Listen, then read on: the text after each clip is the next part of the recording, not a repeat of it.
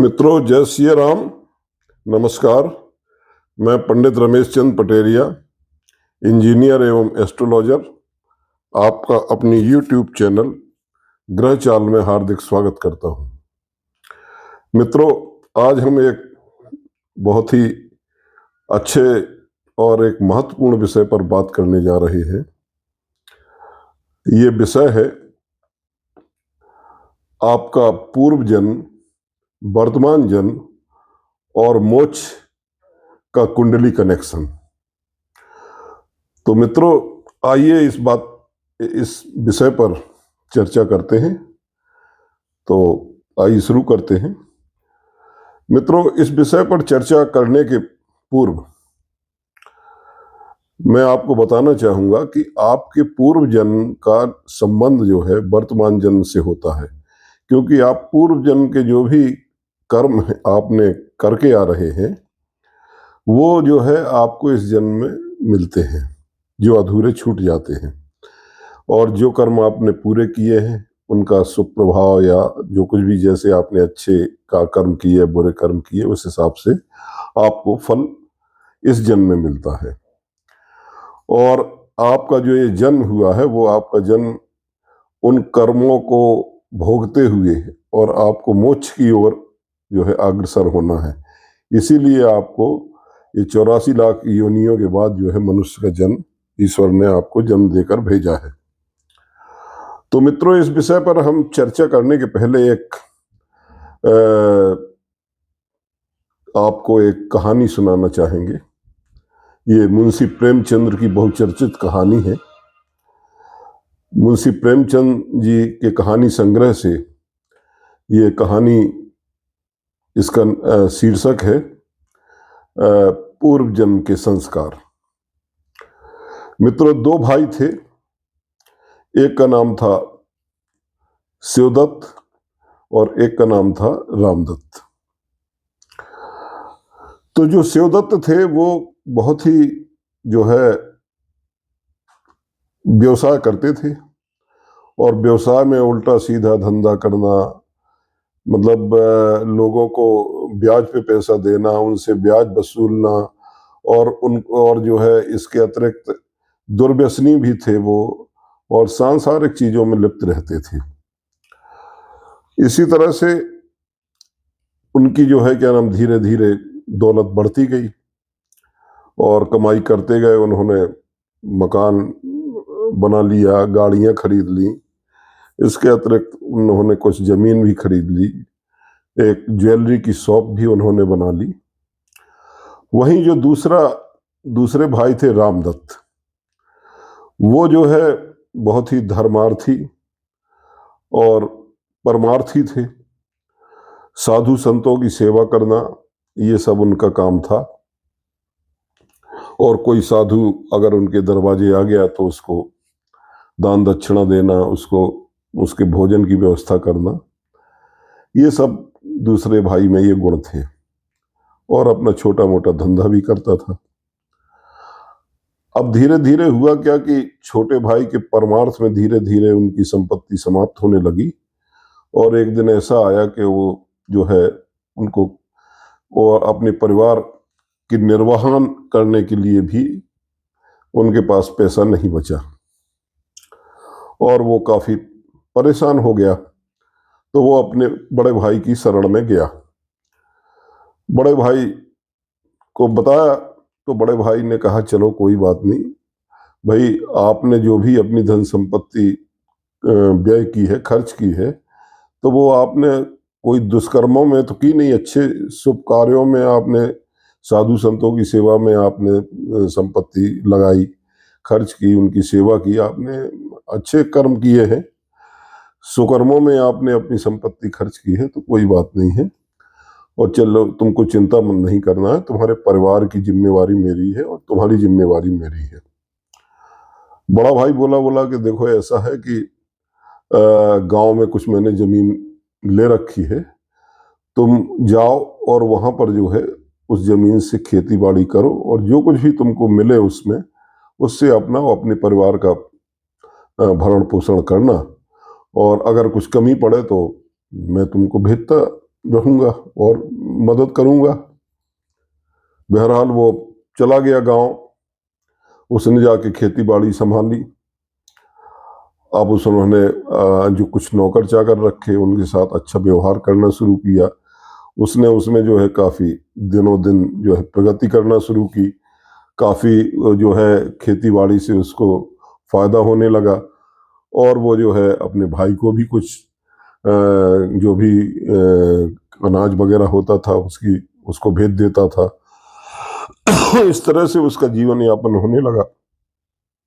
लेकिन उसको स्वभाव चूंकि धर्मार्थ का था, तो जो साधु संत आते थे तो अच्छा, उसके बड़े भाई ने ये जरूर कह दिया था जब उसने मदद करने के लिए गया था वो, कि देखो भाई, मैं तुमको जो काम सौंप रहा हूँ अपनी खेती बाड़ी का, उसमें आप जो है अब किसी धर्मार्थ में मेरा पैसा नहीं खर्च करेंगे। मतलब आप उससे धर्म नहीं करेंगे, बाकी आप अपना और अपने परिवार का पेट पाल सकते हैं।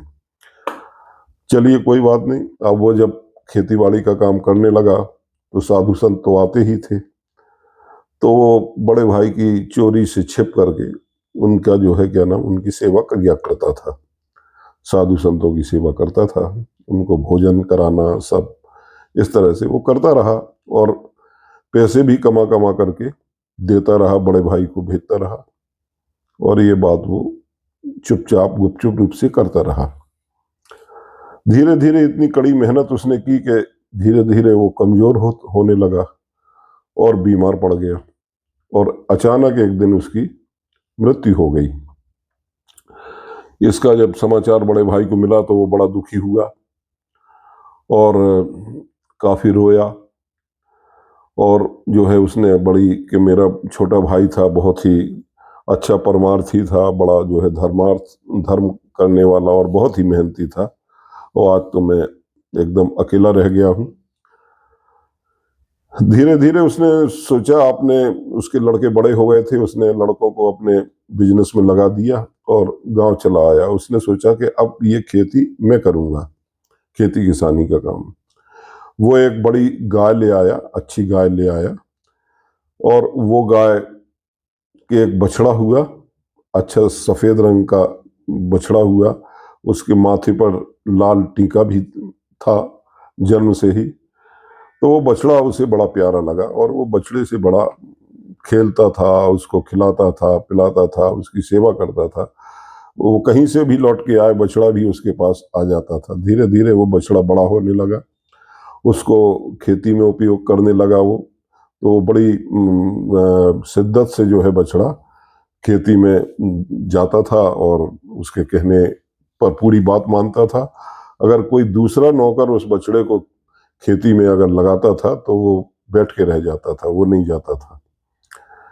धीरे धीरे जो है एक बार एक साधु आए, तो साधु ने कहा, भाई आपका बछड़ा बहुत अच्छा है और ये बड़ा प्यारा लगता है, ये तो बहुत ही अच्छा है, सुंदर है और आपसे बड़ा प्रेम करता है। उन्होंने कहा, ठीक है साधु जी, और आप रुकिए, आप के रुकने की हम व्यवस्था करते हैं। बोले, नहीं नहीं, मैं जरा तीर्थ पे जा रहा हूँ और लौट के आकर के मैं रुकूंगा। साधु जी चले गए।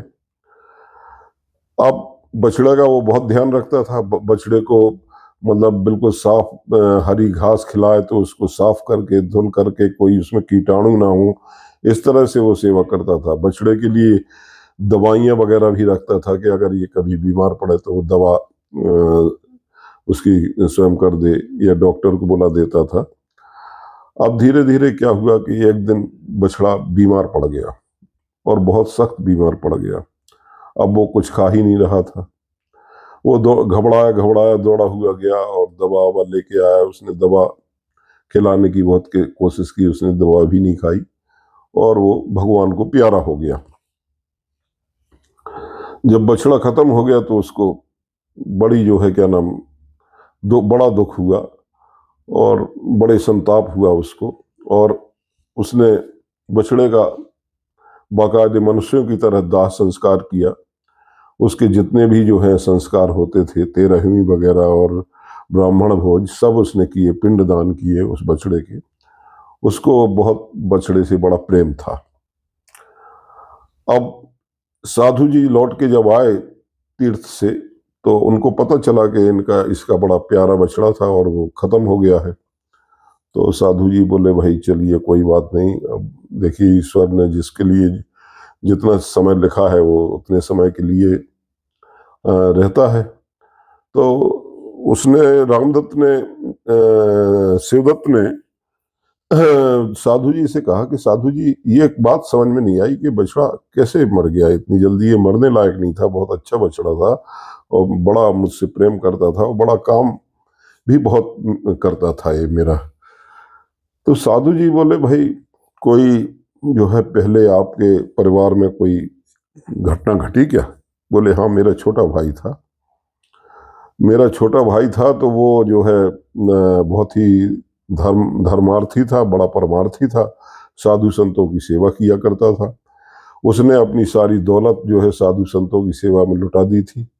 फिर मुझसे सहारा मांगा तो मैंने उसे यहाँ गांव में सहारा दिया, वो मेरी खेती करता रहा।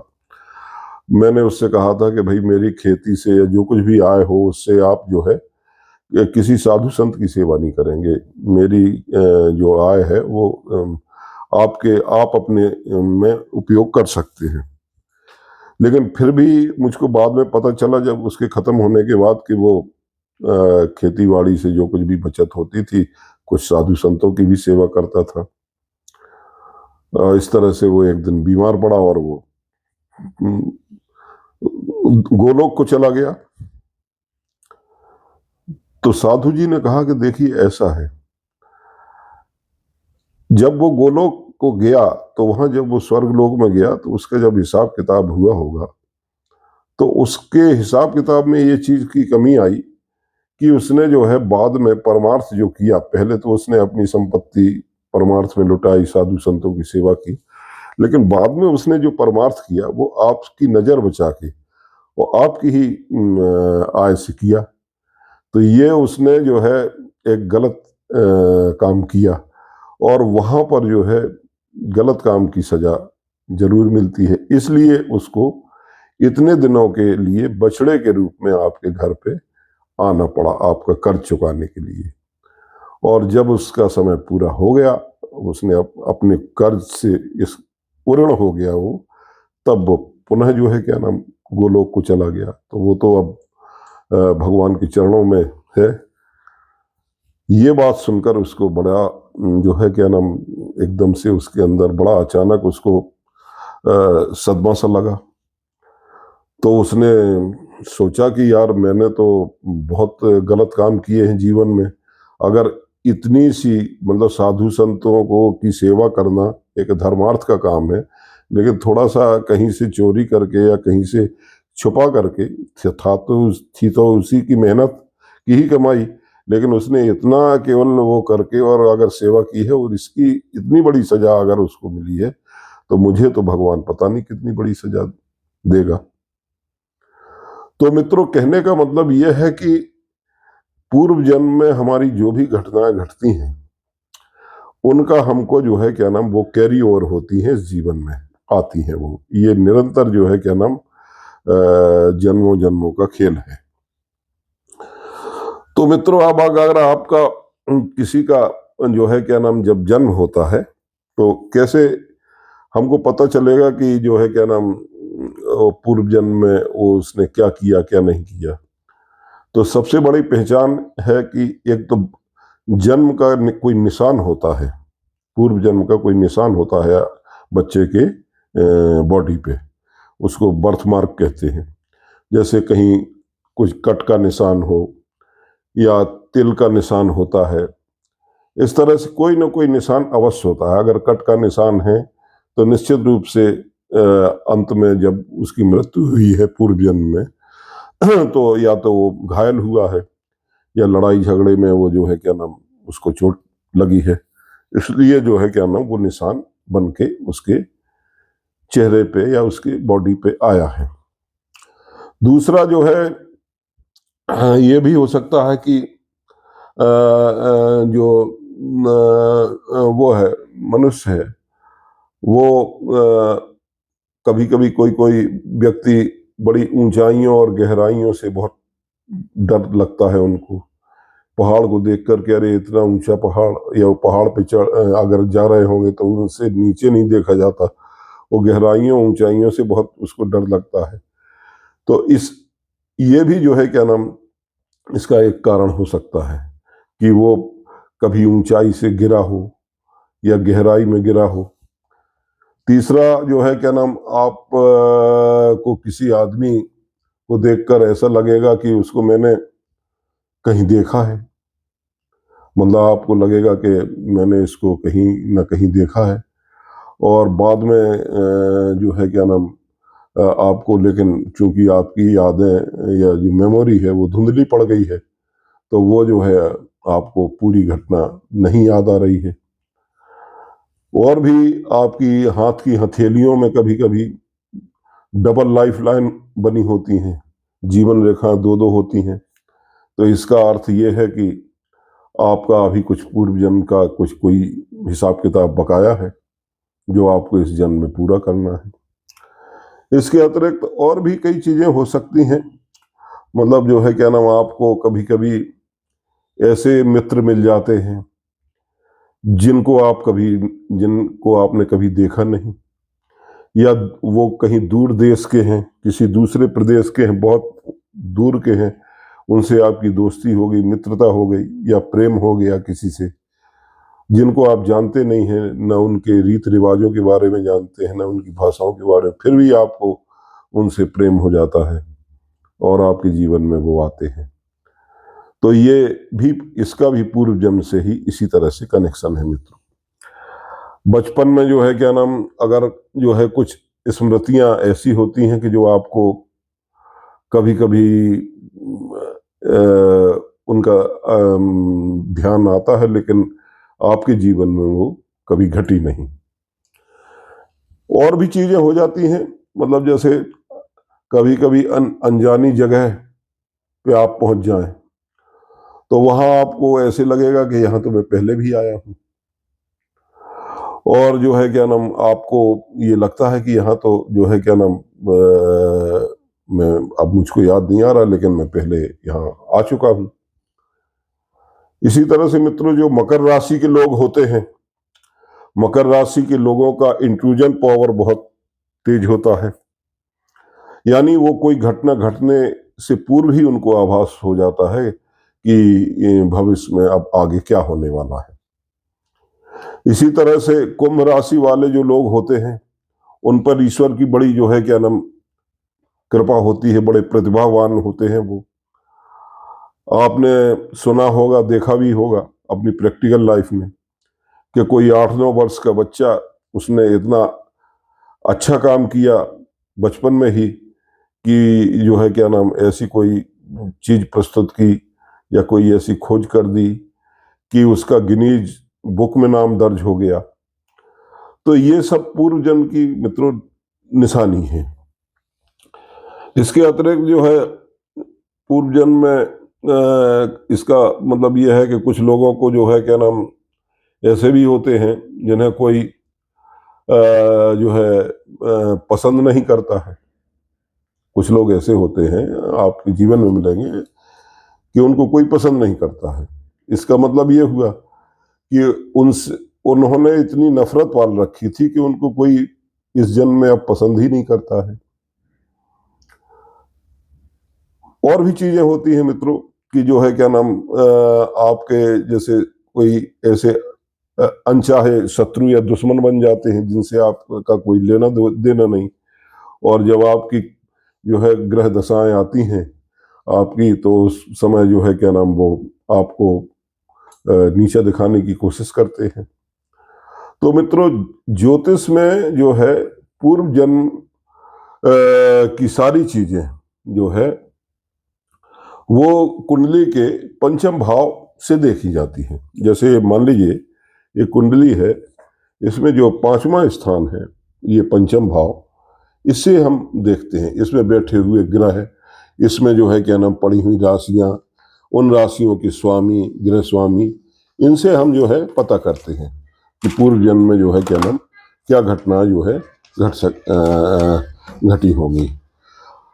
अब मित्रों, इस तरह से हमने आपको पूर्व जन्म की बारे में बताया। अब हम बात करेंगे कि मोक्ष।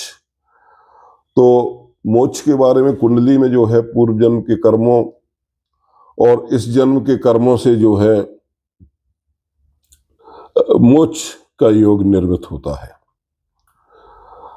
तो आइए इसको जानते हैं मित्रों। आदि शंकराचार्य जी द्वारा रचित भज गोविंदम का आपने श्लोक पढ़ा होगा। पुनरपि जन्म जन्मम पुनरपि मरणम और पुनरपि जननी जठरे शयनम, इह संसारे बहु दुस्तारे कृपया पारे पाहि मुरारे। भज गोविंदम भज गोविंदम गोविंदम भज रे मूढ़ मते। तो अर्थात कहने का इसका अर्थ यह है कि हे ईश्वर, अपनी असीम कृपा से इस बार जो है जन्म मरण के कष्ट से हमें बचाएं। तो मित्रों, कुंडली में मोक्ष, कुंडली में हमने आपको पहले पूर्व में भी बताया था कि कुंडली में 12 भाव होते हैं। 12 भाव में जो है 4 त्रिकोण होते हैं। उसमें 2 त्रिकोण होते हैं, धर्म त्रिकोण और मोक्ष त्रिकोण। तो जब किसी की कुंडली में धर्म त्रिकोण और मोक्ष त्रिकोण का संबंध जुड़ जाता है और लग्न आप स्वयं हैं, तो आपका और आपके कर्म भाव का संबंध अगर जुड़ जाता है। अब संबंध कैसे जुड़ेगा?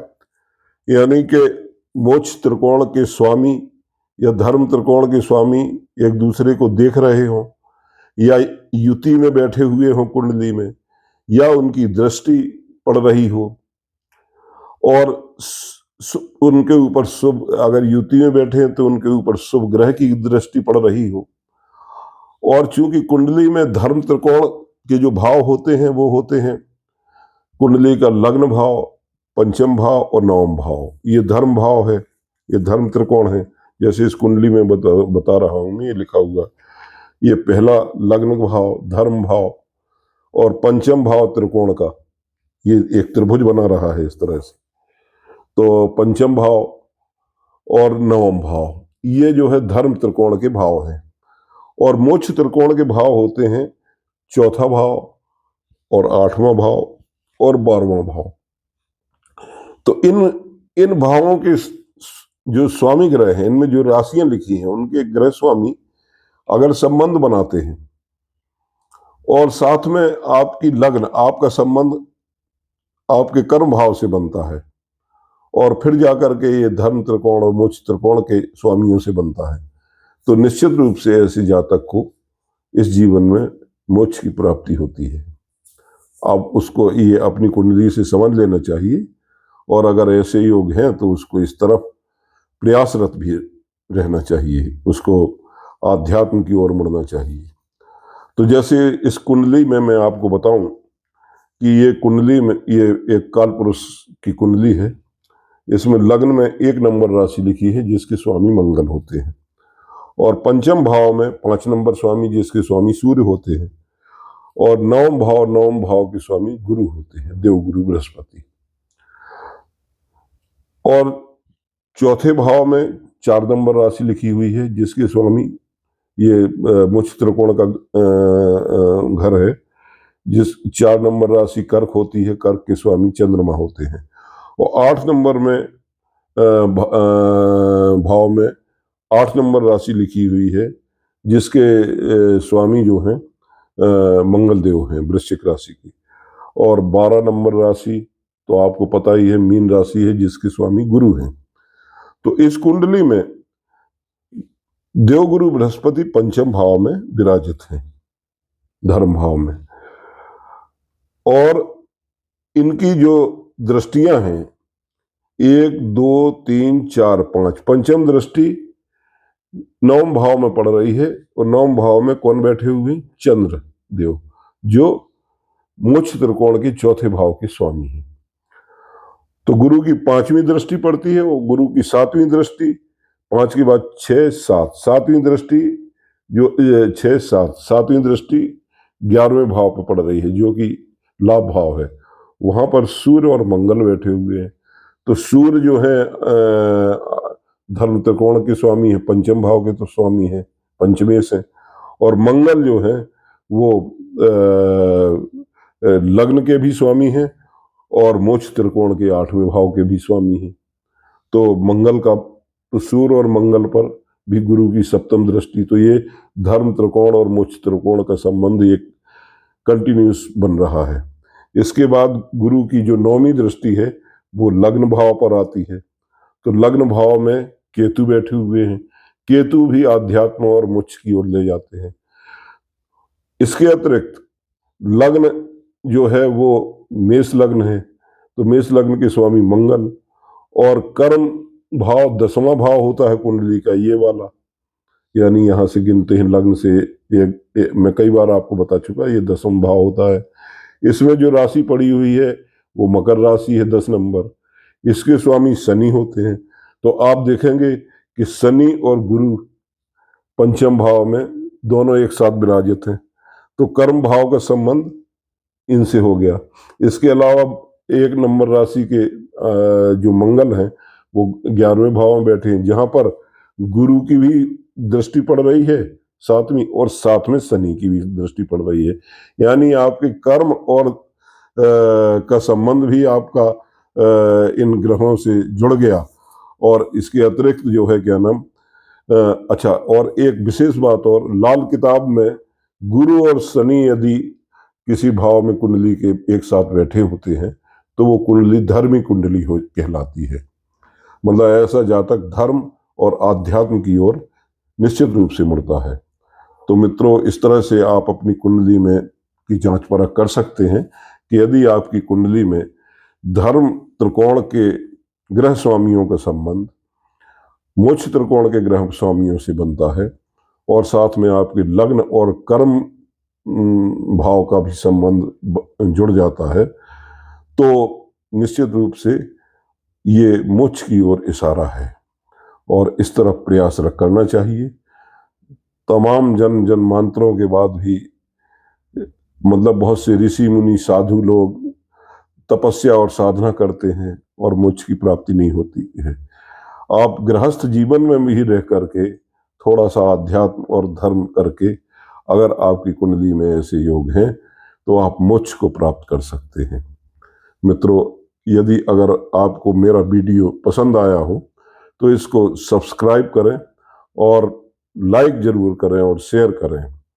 तो मित्रों, आप अगर अपनी कुंडली को दिखाना चाहते हैं मुझको, तो मेरे व्हाट्सएप नंबर पे आप अपना बर्थ डिटेल शेयर कर सकते हैं, और जो है क्या नाम, मैं आपके लिए हमेशा तत्पर हूँ। तो आज का वीडियो इतना ही। आगे अगले वीडियो में मिलते हैं। तब तक जय सिया राम, नमस्कार।